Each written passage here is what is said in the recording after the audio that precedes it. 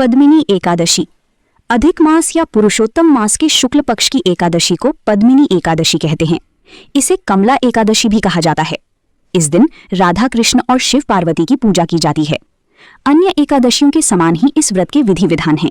इस व्रत में दान का विशिष्ट महत्व है।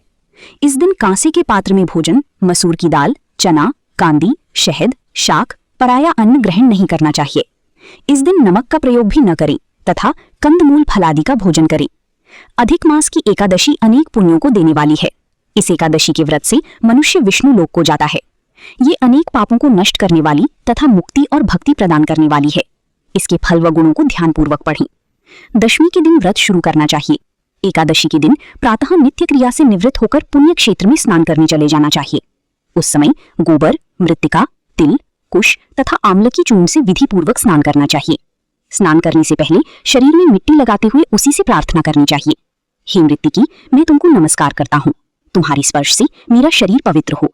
समस्त औषधियों से पैदा हुई और पृथ्वी को पवित्र करने वाली तुम मुझे शुद्ध करो। ब्रह्मा की थूक से पैदा होने वाली तुम मेरे शरीर को छूकर मुझे पवित्र करो। हे शंख चक्र गधाधारी देवों के देव जगन्नाथ, आप मुझे स्नान के लिए आज्ञा दीजिए। इसके उपरांत वरुण मंत्र को जपकर पवित्र तीर्थों के अभाव में उनका स्मरण करते हुए किसी तालाब में स्नान करना चाहिए। स्नान करने के पश्चात स्वच्छ और सुंदर वस्त्र धारण करके संध्या तर्पण करके मंदिर में जाकर भगवान की धूप, दीप, नैवेद्य, पुष्प, केसर आदि से पूजा करनी चाहिए। उसके उपरांत भगवान के सम्मुख नृत्य गान आदि करें। भक्तजनों के साथ भगवान के सामने पुराण की कथा सुननी चाहिए। अधिक मास की शुक्ल पक्ष की पद्मिनी एकादशी का व्रत निर्जल करना चाहिए। यदि मनुष्य में निर्जल रहने की शक्ति न हो तो उसे जलपान या अल्पाहार से व्रत करना चाहिए।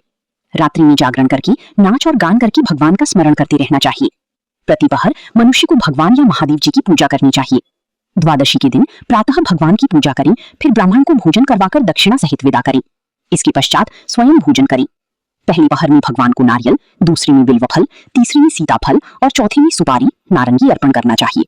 इससे पहली पहर में अग्निहोम का, दूसरी में वाजपेयी यज्ञ का, तीसरी में अश्वमेध यज्ञ का और चौथी में राजसूय यज्ञ का फल मिलता है। इस व्रत से बढ़कर संसार में कोई यज्ञ, तप, दान या पुण्य नहीं है। एकादशी का व्रत करने वाले मनुष्य। इस व्रत की कथा के अनुसार श्री कृष्ण कहते हैं, त्रेता युग में एक परम पराक्रमी राजा कीत्रवीर्य था। इस राजा की कई रानियां थीं, परंतु किसी भी रानी से राजा को पुत्र की प्राप्ति नहीं हुई। संतानहीन होने के कारण राजा और उनकी रानियां तमाम सुख सुविधाओं के बावजूद दुखी रहते थे। संतान प्राप्ति की कामना से तब राजा अपनी रानियों के साथ तपस्या करने चल पड़े।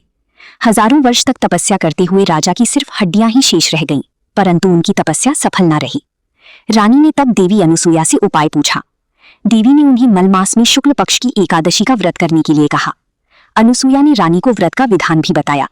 रानी ने तब देवी अनुसूया की बताई विधान के अनुसार पद्मिनी एकादशी का व्रत रखा। व्रत की समाप्ति पर भगवान प्रकट हुई और वरदान मांगने के लिए कहा। रानी ने भगवान से कहा, प्रभु, आप मुझ पर प्रसन्न हैं, तो मेरे बदले मेरे पति को वरदान दीजिए। भगवान ने तब राजा से वरदान मांगने के लिए कहा।